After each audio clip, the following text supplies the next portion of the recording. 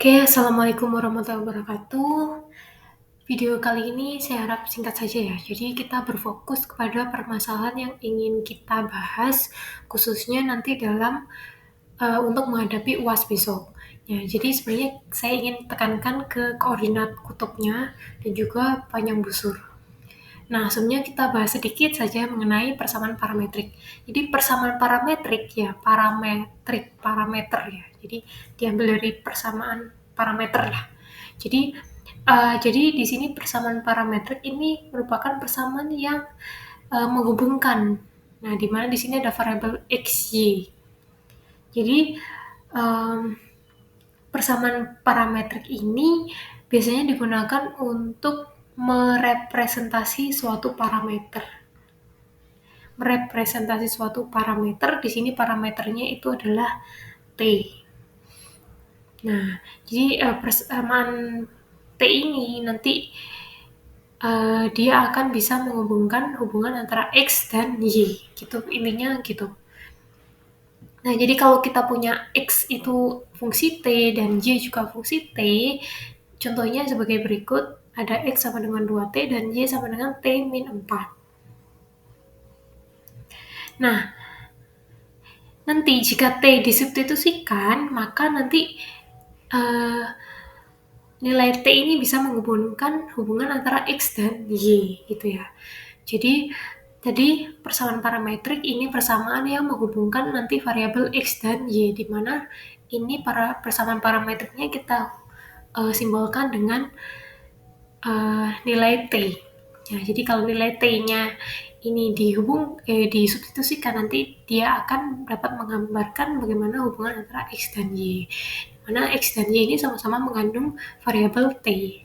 Nah, misal ini kita punya X dan Y-nya sebagai berikut, lalu kita substitusikan T-nya sama dengan X per 2. Nah, ini akan menghasilkan Y sama dengan X min 2, X per 2 min 4, dan Y X min 8 per 2. Nah, jadi ini merupakan persamaan derajat 1 atau persamaan garis, sedangkan mengubah waktu fungsi Y sama dengan fx ke persamaan parametrik dengan mengubah X sama dengan Ft. Nah, jadi kalau kita masukkan T-nya sama dengan X per 2, ini kita akan menghasilkan suatu fungsi baru yang berupa Y sama dengan fungsi X. Nah, ini saya nggak akan bahas secara detail ya, jadi bisa dibaca-baca lagi kalau ingin mengetahui secara lebih lanjut mengenai persamaan parametrik. Nah, jadi langsung saja ke sini. Jadi kalau kita ingin mencari suatu panjang busur dari persamaan parametrik, jadi panjang busur ini seperti apa? Oke, jadi panjang busur itu seperti ini. Ini semoga terlihat ya slide-nya. Nah, jadi panjang busur ini, kalau kita punya suatu kurva seperti ini ya, lalu kita tetapkan batasnya A dan B, maka panjang busur ya panjang kurva ini sebenarnya. Ya. Nah, oke. Di sini ada delta X dengan delta Y. Jadi delta X ini adalah XI atau X1 min X0. Lalu delta Y berarti Y2 min Y1 atau I min Y0. Nah, dengan memisalkan sebagai berikut, maka kita bisa mendapatkan persamaan panjang busurnya adalah SI sama dengan akar dari delta XI kuadrat plus delta YI kuadrat. Nah, kalau kita mencoba untuk mengolah kembali ya rumus yang kita punya, kita bagi dengan kedua ruas dengan delta T, kedua ruas yang kita bagi ya. Nah, kalau ruas kiri dibagi delta T, berarti kan ruas kanan juga dibagi delta T. Nah, lalu karena ini akar kuadrat, lalu kita ingin membuat yang penyebut delta T ini menjadi satu dengan akarnya, maka delta T-nya ini harus kita kuadratkan. Nah, setelah itu ini kita kembalikan ya, delta T-nya ini kita pindah ke ruas kanan. Bukan dikembalikan, tapi kita coba pindah ke ruas kanan. Nah, sehingga kita mendapatkan suatu persamaan panjang busur sebagai berikut. Oke, jika tadi yang delta X-nya atau delta Y-nya ini kita perkecil, berarti kita mencari limit dari persamaan tersebut. Nah, jadi sebagai berikut. Jadi ini merupakan integral dari Riemann yang biasa kita bahas ya. Jadi kalau kita punya partisi, lalu kita perkecil partisinya, lalu kita jumlahkan, namanya integral jumlah Riemann. Nah, ini kita dapatkan persamaan panjang busurnya adalah integral dari T1 sampai T2 akar dari dx per dt kuadrat plus dy per dt kuadrat dt. Nah, dx per dt ini merupakan persamaan apa kira-kira? Persamaan turunan. Nah, jadi turunan x terhadap t dikuadratkan ditambah fungsi y diturunkan terhadap t dikuadratkan, lalu di akar dan diintegralkan terhadap t. Nah, ini contoh sedikit contoh ya. Kalau kita punya x dan y sebagai berikut, x-nya adalah 2 cos pangkat 3t dan y-nya adalah 2 sin pangkat 3t di antara titik-titik yang bersesuaian dengan t sama dengan 0 dan t sama dengan pi per 2. Nah, nanti kan kita ingin mencari turunan dari x ya. Ini turunan dari x terhadap t dan turunan dari y terhadap t. Berarti x dan y-nya ini kita turunkan terhadap t. Nah, cara menurunkannya bagaimana? Ini kita ulas lagi ya. Mungkin di kalkulus 1 sudah pernah dibahas. Jadi ini pakai aturan lantai. Jadi kalau ingin kita menurunkan suatu fungsi yang dimana di sini ada cos atau sin, ada pangkatnya, yang pertama adalah sama seperti aturan turunan biasa ya. Misal kita punya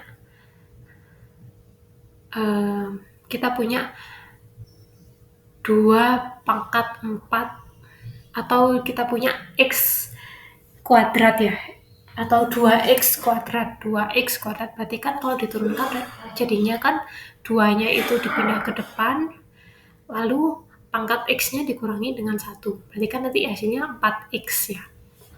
Nah, sekarang ini sama 2 cos pangkat 3t, berarti kan 3-nya ini kita pindah ke depan, kita kalikan dengan 2, lalu pangkat 3-nya ini kita kurangkan dengan 1, menjadi 6 cos pangkat 2t. Nah, lalu jangan lupa cos-nya ini kita turunkan. Turunan dari cos adalah min sin. Nah, turunannya ya hanya turunan dari cos saja, bukan turunan dari cos pangkat 3. Nah, jadi kita menghasilkan hasil dari turunan x terhadap t-nya adalah min 6 cos kuadrat t sin t. Nah, begitu juga dengan yang y sama dengan 2 sin pangkat 3t. Ini harus kita turunkan juga terhadap t. Sama ya, untuk 2 sin pangkat 3-nya ini kita turunkan, 3-nya kita taruh ke depan, kita kalikan dengan 2, hasilnya adalah 6. Lalu sin pangkat 3, ini kita kurangkan dengan 1, hasilnya adalah 2. Nah, jadi ini 6 sin pangkat 2t. Nah, sinnya kita turunkan terhadap t. Sin turunan sin adalah cos. Nah, jadi kita sudah temukan untuk yang ini, dx per dt sama dy per dt. Selanjutnya kita kuadratkan. Nah, dikuadratkan itu menghasilkan sebagai berikut ya. Jadi dikuadratkannya langsung dikuadratkan biasa saja ya. Jadi 6-nya ini dikuadratkan, hasilnya jadi 36 cos kuadrat dikuadratkan, hasilnya cos pangkat 4 t sin kuadrat berarti sin kuadrat t. Nah, sama juga untuk yang ruas setelahnya. Sama berarti 36 sin pangkat 4 t cos kuadrat t. Nah, di sini yang sin kuadrat sama cos kuadrat t itu bisa dijadikan satu ruas. Kita jadikan satu ruas. Jadi yang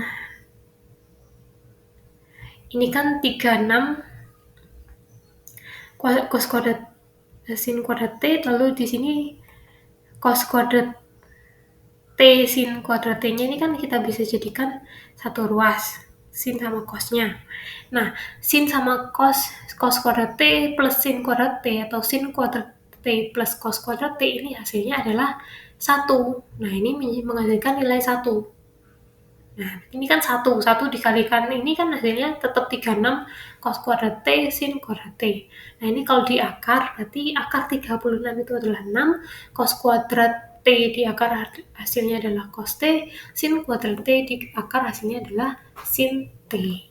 Nah, ini kita bisa temukan nilainya. Lalu, jangan lupa ini tadi kita masih mencari yang ini. Ya, masih mencari yang akar ini yang nah, lalu hasil akarnya tadi ini diapakan? Diintegralkan terhadap T dengan memasukkan batas-batasnya, yaitu T sama dengan 0 dan juga T sama dengan pi per 2. Nah, jadi hasil akarnya ini tadi yang sudah diturunkan juga, itu kita integralkan lagi.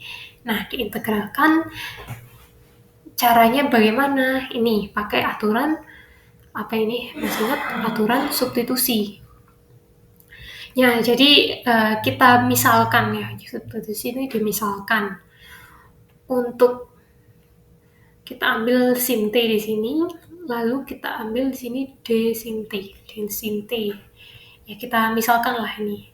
Kalau lupa bisa uh, bisa diulangi lagi untuk materi cara pengintegralan dengan metode substitusi. Nah, sehingga menghasilkan ini. D sin T diintegralkan terhadap sin T. Nah, sin T sama sin T ini sama seperti X diintegralkan terhadap X. X diintegralkan terhadap X hasilnya setengah X. Nah, kalau ini sama sin T diintegralkan terhadap sin T hasilnya adalah setengah sin T. Nah, 6 ini hanyalah pengali, berarti 6 dikalikan setengah sin T, 6 bagi 2 hasilnya adalah 3, 3 sin T dimasukkan batasnya, yaitu pi per 2 sama 0. Sin 90 itu hasilnya adalah 1, sin 0 hasilnya adalah 0. Berarti kan ini hasilnya 3 sin T, 3 sin 90, 3 kali 1, ya sin 91, 3 kali 1 dikurangi 3 dikali 0, hasilnya adalah 3. Nah, oke. Untuk sikloid ini saya tidak akan banyak membahas. Jadi pelajari. Kita fokus ke sini, ke koordinat yang kutub. Nah, ini untuk panjang kurva pada persamaan kutub. Jadi kalau kita punya panjang busur kurva dalam persamaan parametrik sebagai berikut, di mana ini persamaan untuk kutub ya, koordinat kutub, ini sama, hanya saja koordinat kutub ini memakai variabel theta. Jadi ini kita sesuaikan, T-nya tadi kita ganti dengan theta. Jadi ini kita ganti dengan theta 1 sama theta 2. Nah, ini theta sama ya, turunkannya sama integralkannya juga terhadap theta.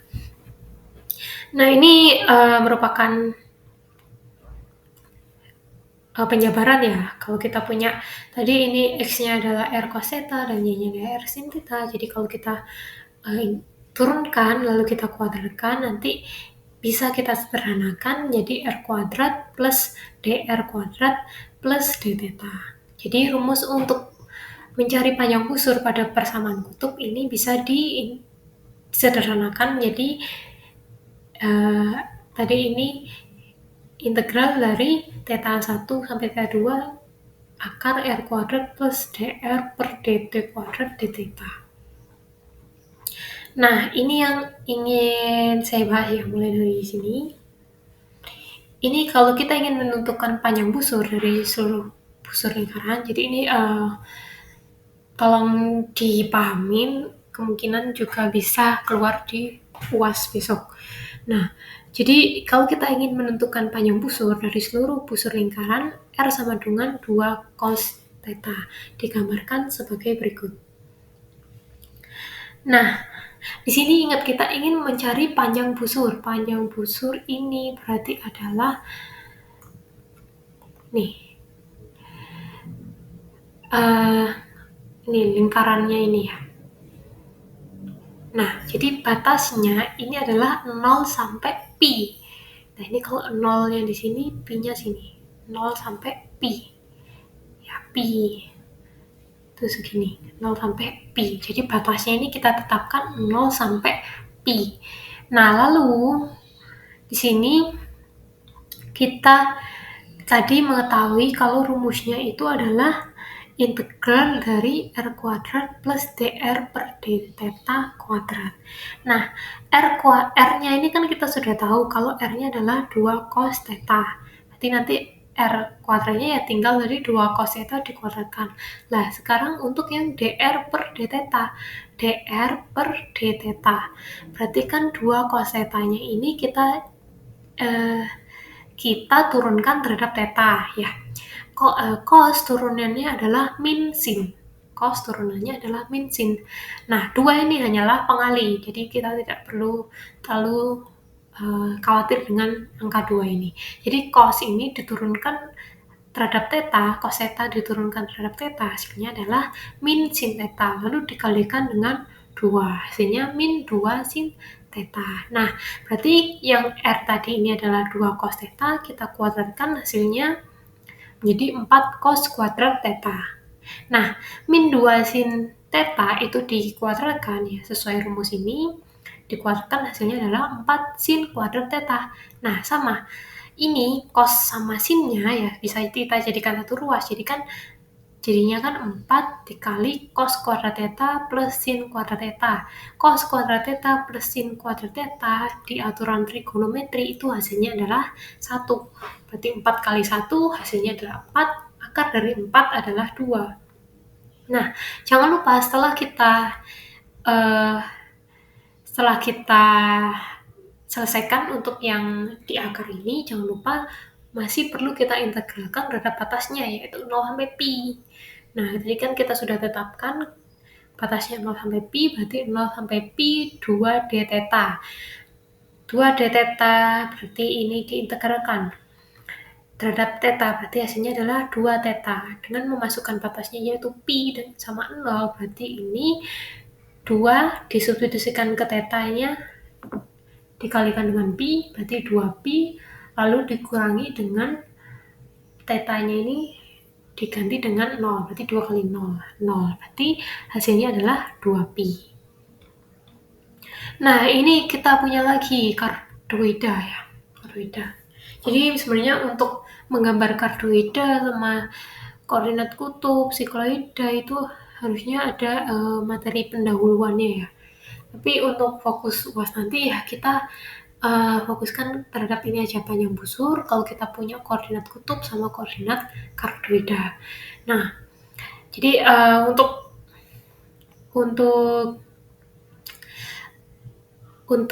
menggambarnya itu butuh pertemuan lain ya, tapi kita fokuskan ke ini dulu aja. Jadi kita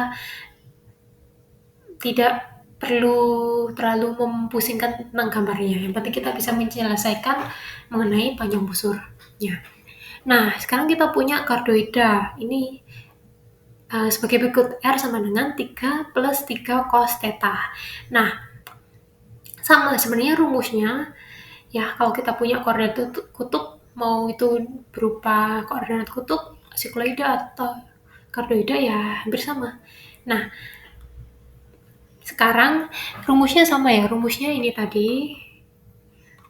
Ini rumusnya ya. S sama dengan theta 1, integral theta 1 sampai theta 2 akar dari R kuadrat plus dr per d theta kuadrat d theta. Jadi R-nya dikuadratkan sama R-nya diturunkan terhadap theta, dikuadratkan lalu diakar. Ya, jangan lupa itu rumusnya. Nah, R-nya ini R-nya ini sudah kita tentukan. R-nya adalah 3 plus 3 cos theta. Nah, ini kalau diturunkan terhadap theta, maka jangan lupa turunan, kalau dia tidak mengandung variabel yang tidak ingin kita turunkan, berarti 0 hasilnya. 3 diturunkan terhadap theta, ini tidak mengandung variabel theta, berarti ini hasilnya adalah 0. Nah, sekarang kita fokus yang ke 3 cos theta. 3 cos theta. Cos tadi diturunkan hasilnya adalah sin. Cos diturunkan hasilnya adalah sin. Min sin. Nah, 3 ini hanyalah pengali. Berarti hasil dari turunan ini adalah min 3 sin theta. Oke, jadi kita sudah temukan dr per d theta-nya. Nanti tinggal kita kuadratkan, lalu kita tambahkan dan diakar. Nah, sekarang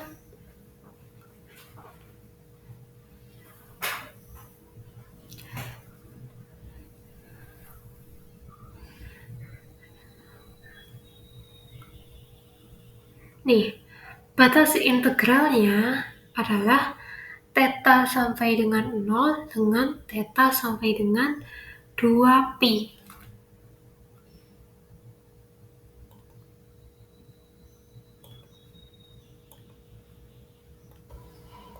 Oke, nah saya lanjutkan untuk mencari batasnya ya, batas integral.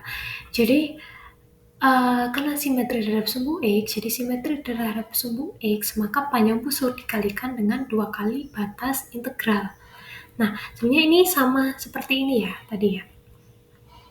Jadi ini juga simetri terhadap sumbu X. Jadi 0 sampai sini ini sebenarnya adalah setengah pi ya. Nah, 0 sampai ini, sampai titik pusatnya ini adalah setengah pi, atau pi per 2. Nah, karena simetri terhadap sumbu X, maka ini dikalikan 2.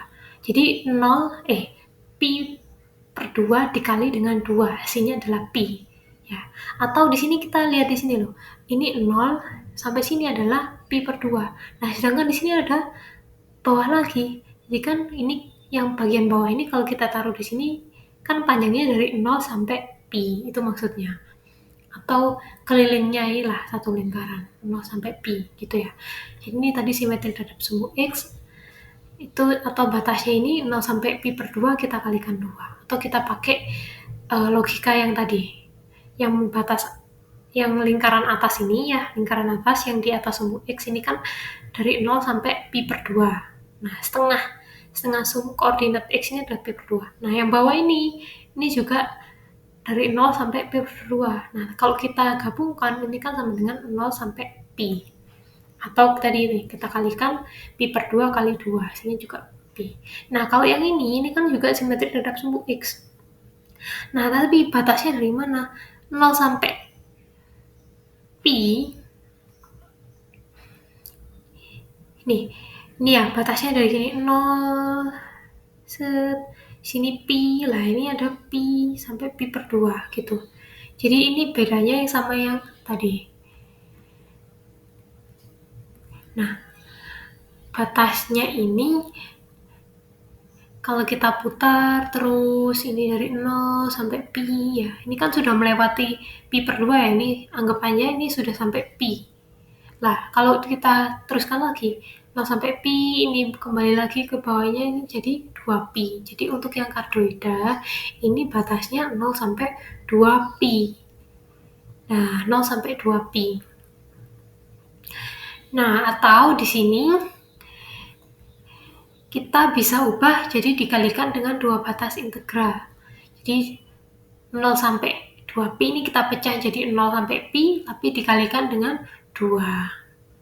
Ya, jadi untuk kardioida ini batasnya adalah 0 sampai 2pi. Nah, ini karena di sini ini ada kelebihan lengkungannya, nggak sama kayak yang koordinat kutub. Kalau koordinat kutub tadi ini pas di titik pusatnya. Nah, berarti sama tadi kita masukkan rumusnya. Yang pertama R kuadrat berarti kan 3 plus 3 cos 3 dikuadratkan, lalu turunannya terhadap theta dikuadratkan. Jangan lupa ini nanti dikalikan 2. Nah, jadi ini 3 plus 3 cos theta, ini kita kuadratkan. 3 kali 3 hasilnya adalah 9. Lalu di sini 3 cos theta kuadrat, ini hasilnya adalah 9 plus cos theta kuadrat. Ini kalau kita samakan ya, kita kuadratkan, ini hasilnya sebagai berikut. Jadinya ini 9 plus 18 cos theta plus 9 cos kuadrat theta, ini hasil dari yang ini, lalu ditambah dengan hasil dari min 3 sin theta kuadrat, hasilnya adalah 9 sin kuadrat theta, lalu nanti diakar dan diintegralkan terhadap theta. Nah, ini sama ya. Jadi 9 plus 9 cos theta ini, cos kuadrat theta ditambah sin kuadrat theta, ini kita jadikan satu ruas. Jadi nanti 9 dalam kurung cos kuadrat theta plus sin kuadrat theta. Ya, cos kuadrat theta plus sin kuadrat theta ini hasilnya adalah 1. Berarti 9 kali 1 ini hasilnya adalah 9. Nah, 9 ini nanti ditambah dengan 9, maka hasilnya di sini adalah 18. Nah, 18 cos theta ini kan sama. Tinggal ditulis lagi 18 plus 18 cos theta. Jadi, tadi 9 yang dari sini ditambahkan dengan 9 ini, hasilnya adalah 18, lalu ditambah 18 cos theta. Nah, setelah itu jangan lupa diakarkan. Nah, kalau seperti ini kan bisa kita pindah 18-nya ya. Jadi 18-nya nanti kita keluarkan dari tanda kurung, lalu ditambah 1 plus cos theta. Nah, kalau seperti ini, kita bisa pecah ya. Untuk yang 18 ini kita keluarkan dari integral, karena 18 ini tidak mengandung variabel theta. Nah, jadi ini seperti pengali. Jadi ini tinggal 2 dikali akar 18 lah. Tersisa tinggal 1 plus cos theta. Nah, 1 plus cos theta-nya ini kita harus integralkan. Ya, diintegralkan. Nah, 1 plus cos theta. Nah, ini bisa dipindah. Ini bisa kita pakai aturan trigonometri ya. Pakai aturan trigonometri sehingga hasilnya menjadi 2 cos kuadrat theta per 2. Nah, ini pakai aturan trigonometri. Jadi kalau kita punya akar 1 plus cos theta, itu kalau kita ubah, itu menjadi 2 cos kuadrat theta per 2. Nah, ini sudah aturan trigonometrinya ya. Oke, jadi ini perlu dipahami. Nah, setelah itu kita integralkanlah dia terhadap d theta. Oke, diintegralkan.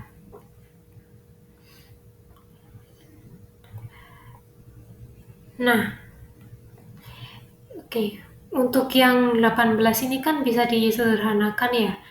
18 ini kan 9 kali 2, 9 kali 2, akar 9 itu adalah 3. Berarti 3 kali 2, ini hasilnya adalah 6, 6 akar 2. Diintegralkan dari 0 sampai pi. Nah, ini 2 cos kuadrat theta per 2, diintegralkan terhadap d theta. Nah, ini bisa dilihat lagi cara mengintegralkan apabila dia ada cos kuadrat.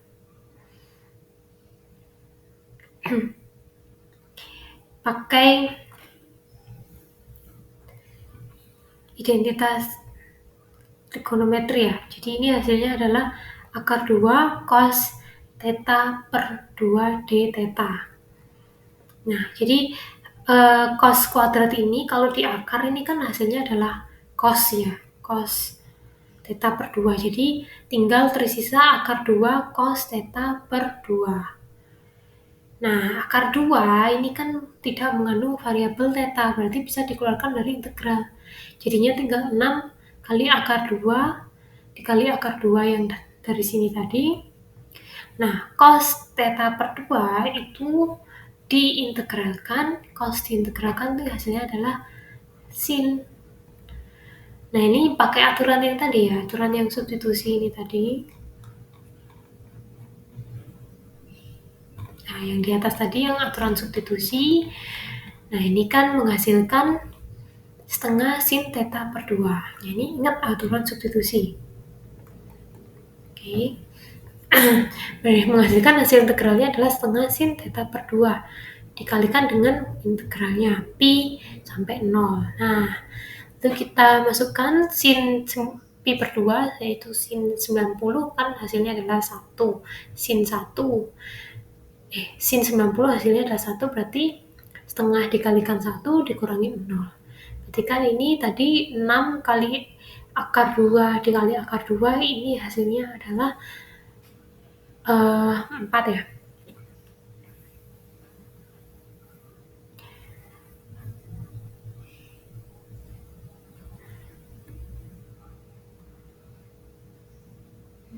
Oke, sin 0 hasilnya adalah 0. Akar 2 kali akar 2 ini hasilnya adalah 2 ya harusnya ya. Oke, ini hasilnya harusnya adalah 2 ini 2 lalu bagi 2. Hasilnya harusnya ini adalah 6 ya kalau nggak salah.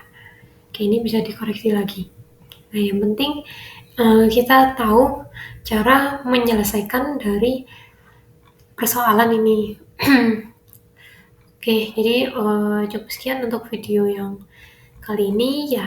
Untuk materi yang panjang busur ditekankan pada yang sudah saya bahas ya, agar tidak terlalu pusing. Oke, sekian dari penjabaran materi saya. Kurang lebihnya mohon maaf. Wassalamualaikum warahmatullahi wabarakatuh.